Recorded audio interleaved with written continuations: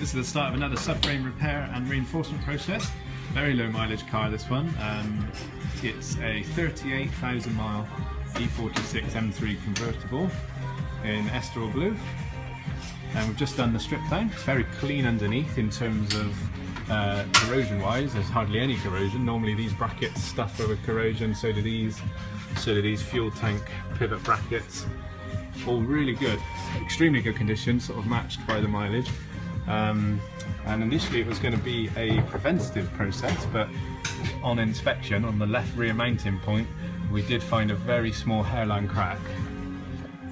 Absolutely tiny in size, typical hairline crack on the folded section of that floor. I'd say if we had to take a guess at measurement, that's less than 20 millimeters.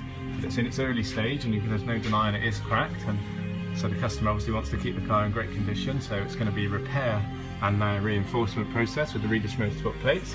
This is just as we've taken down. We still need to degrease and check for any cracks around that spot weld there that the bush presses on, and around the mounting point, the semicircle possibilities of cracks that they sometimes see. So next up is to degrease these mounting points and have a look for the rest to see if there's any cracks or spot welds anywhere else.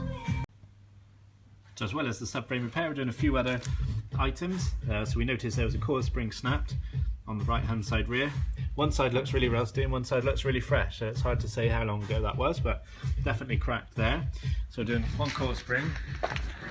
There was also an under tray missing for the the fuel filter area, so a new under tray is going to be supplied and fitted there. One under tray for the fuel tank area was broken, so a new one's going on there. Just in the process of having the front aluminium under tray changed. We just got that unbolted because this one has suffered some sort of rock or stone slight impact, so we're putting the new BMW one on there. Also on the exhaust it's going to have, actually let's go to the rear axle first. So subframe bushes are being carried out because they're just starting to separate due to corrosion on the aluminium, which is pushing the rubber away. Not the worst we've seen, but great time to do these whilst you've got good access.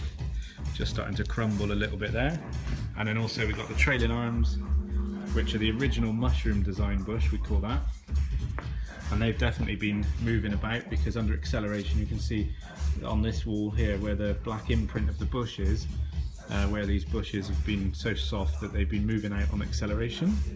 And again, they're crumbling. There was one that was flapping, it might have been on the bottom side, but they're going to be changed for Powerflex items, and we're going for BMW rubber bushes in the subframe. And then last item is the exhaust fixings that we're doing.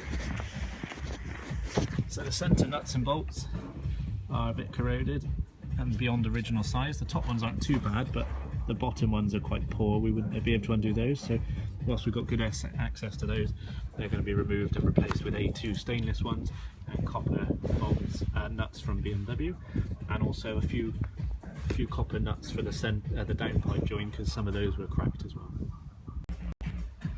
So we finished the degrease process on the rear axle carrier panel and the surrounding areas, so the seat panel, the rear trailing arm pockets, the boot floor section, and out into the wheel arches slightly. We do about half of the wheel arches so that we can check behind the shock absorber or down here. Sometimes they like to split where the spot welds are on the inside edge can break, and without cleaning some of the mud off we're never going to see, so we take about half of that out. Nice and bright and clean and easy to check now, so we can have a proper inspection of these mounting points, see if there are any cracks around that semicircle mount there or around that spot weld, for example. The main thing is we've got the wax off as well, and obviously the brake pipes are taken off and every single clip and plastic fixing, so when we're doing our paint process or any of the welding work or grinding, we're not going to be painting over any items. And now you might be able to see this crack a tiny bit clearer if we can focus. Like I say, it's a really small one in its infancy, but that's the best way to stop it, best way to catch it rather, when it's that small, because then it's no great problem for repair, the panel's not fatigued, and it's all a straightforward process. Partway through the crack identification, so we worked out that it was a fairly small crack, probably only about 11 to 12 millimeters long on the left rear mounting point. We also had one spot weld which was showing decent flex, although it wasn't cracked, so we drilled that one out ready to plug weld. Two under the right rear that were showing signs of flex again. I don't think either of them are cracked, but it's just beneficial to get rid of them and plug weld them. One spot weld which was risky, that one there where the bush contacts, no cracks coming out of that, and we had a semicircle crack going around the mounting point. So what we do is stop drill it with an 8mm spot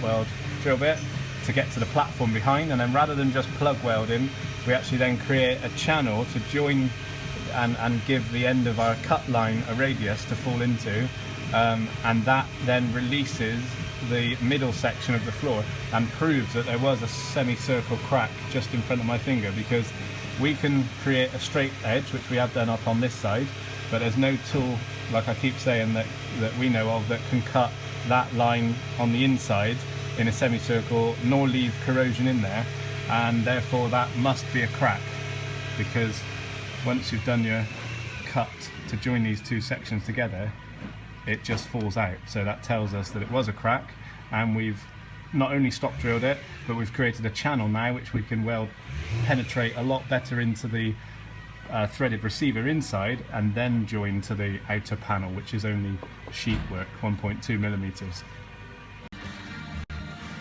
Partway through bare metal the mounting points now, after we just flattened the plug welds that we carried out on the rear two of the mounting points. Front one I've kept there just to show what I meant by creating a channel underneath, so we're able to get overhead great penetration into that channel, so we know we started on the platform inside and then came down, so when you actually look horizontally there's probably less than 1 millimeter of depth, so it doesn't need much flattening at all.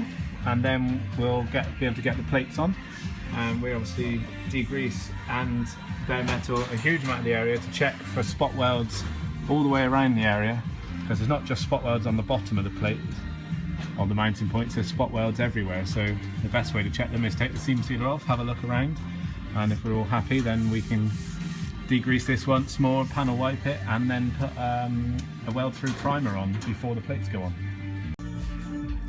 That's the rear of the plates welded with weld through primer on the back of them, so there's no bare metal. And then the same on the chassis. So you don't want to trap any bare metal behind the reinforcement plates. So now that's dried, we can get them bolted up into position and carry out the welding. So the perimeter welding on all 4 reinforcement plates and 2 spacer plates is complete now.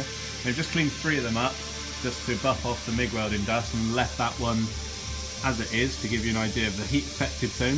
Fairly shallow, not a great amount of transfer onto the body, as in heat affected zone, although we've got great penetration for the welds and not a huge amount into the plate as well, which is really important. So this is the perimeter weld all the way around, and now the really important thing, which is what I'm showing in this video, is the internal connection. The way that we connect our reinforcement plate through the cover of the rear axle carrier panel and into the threaded platform, which is the really important bit where the bolt goes. So you can see there's a couple of spot welds here and here where our plate has got cutouts, and this is designed for using an 8mm spot weld drill bit and drilling out a section, which is hard to see, but on an angle we've drilled that out. So that piece of circular bare metal is the threaded piece inside, and we're going to start our weld on that, then puddle it into the rear axle carrier panel cover, and then into our reinforcement plate. So that's how we connect the internal section to our external reinforcement plate. So it's not just relying on perimeter welds, it's relying on internals, and we've got exactly the same going underneath as well. So we've got 2 of them there, and so we can carry on and plug weld these next. All the plates have been prepped and air blowed and panel wiped, degreased one final time, and now we've just put an etch primer on the bare metal, which is the first coat of our paint and protect process. And now we've got the infrared light just helping that cure, and then once that's dry we can go on to the next stage, which is high build primer. The high build primer has now been applied, which is that matte black finish, and that's secured under the infrared light, and we've just been masking the shock absorbers and the bumper lines where the bumper meets the rear wing, and 3M soft edge masking tape on the inner painted lips, and then a good sort of outwards flare paper arch, so there's no chance of any paint going onto any of the bodywork. All the lines filled up there, and the fuel tank access door and the shock absorbers as well, so that once we unmask those there's not going to be any surprises of any paint on there. And that's pretty much it. So left front plate, 2 spacer plates on the front, right front plate, right rear plate, and the left rear plate, and also the arch up there, 3 spot welds replaced, and also some side stitch welding to make that complete on that corner. Now we can go on with the sprayable seam sealer. A textured seam sealer finish is now applied, and a body coloured finish. I know it looks odd in this light, but it's unnatural light. This is an estral blue tinted colour in sort of a matte finish, and that's just a gentle blend out into the wheel arches, just where we got rid of some corrosion up on the seams over there, and done some welding on the other side, and then a full rear axle carrier panel paint and blend into the other areas, or the other panels, which are the seat panel, so we lose the painted line behind the fuel tank, down towards the rear trailing arm pockets, up into the boot floor section, and once the exhaust heat shield's on there, that loses the rear line. So when you look at it from underneath, it will look like most of the rear end is painted. Like I say, a general blend out into the arches, a little bit like what they have from factory. Obviously this is a thicker paint, not necessarily just an overspray like the factory ones have. And that is exactly why we put all the effort and time into protecting the arches, because that line there is the wheel arch, so anything outside of that, although it's going away from the car, there's always a risk of airflow taking it towards the car, so that ensures that it goes exactly away from the car. And obviously the shock absorbers are all masked, because all of these little bits of splatter would have gone where we don't want it, so that's why we take the time to mask that up. We're going to go and let that cure overnight, and then come back tomorrow and start the rebuild. So the seam sealer and the body coloured paint is dried overnight, and we've helped it along with infrared light. We've just put the brake pipes back on, fitted up into the original locations, and notice they're not sprayed over. We don't spray over any clips or fixings like that. Just started unmasking the wheel arches and the shock absorbers. The fuel tank's now gone in. It's come out really nice, very strong, solid and dried already. So you can see the left front plate outline, the right front plate, right rear plate there, with the corrosion removal up in these seams up here. Left rear plate with the new shaped wheel arch where we did the stitch welding, and then just a general blend out into the wheel arch, almost like it was when it gets the factory overspray. So next up we'll be putting the rear axle back into place. So just cavity wax in now, going through that entry hole there. And you can see how we can get to the back of the plate, because we've got a ½ metre wand, and we started about 250 millimetres away from the back of the reinforcement plates, and already we can tell that the bottom of that plate is likely to be fully filled up. Not only those 2 holes there, but also the back flukes there where it hits the seat panel, and then we can go up through the top side ones. And it's such a violent cavity wax spray and runs so well that we can almost be sure that we'll get to all the backs of the reinforcement plates as well, and then within a few hours that starts to set like normal wax would be.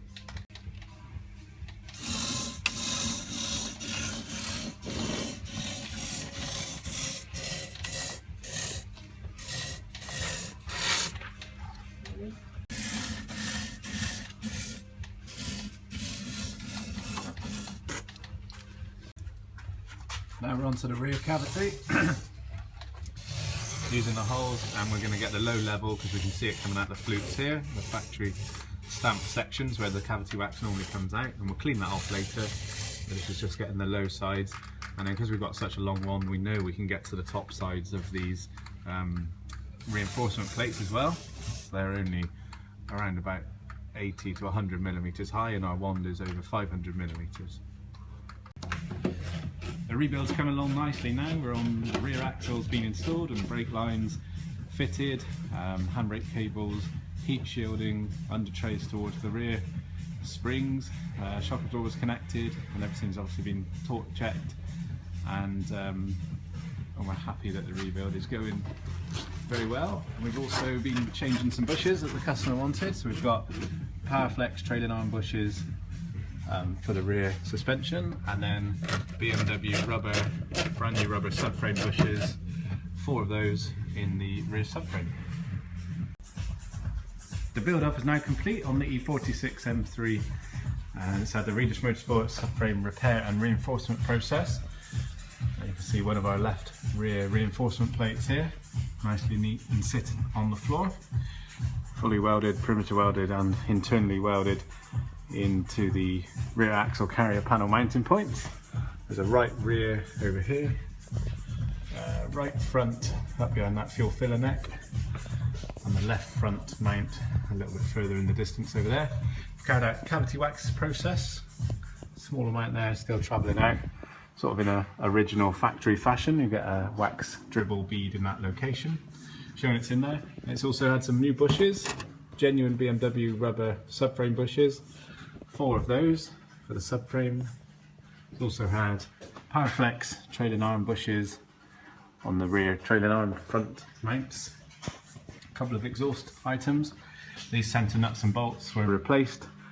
We've gone for the BMW copper coated nuts, and then we've upgraded the bolts for A2 stainless bolts.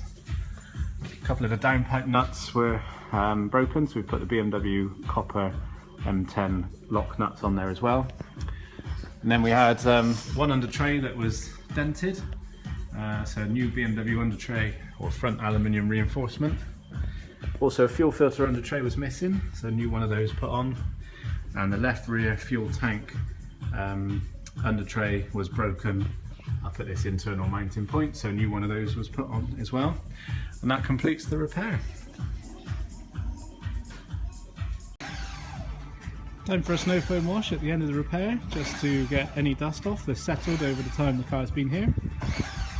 That's the repairs finished on this E46 M3 Convertible, 38,000 miles, with a very small hairline crack, as you saw from the previous video clips.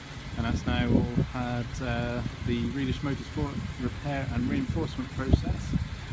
We've carried out a digital wheel alignment, brake fluid bleed, and it's done about 14-15 miles on road test, and we're happy with everything. And now that car is ready to go back to the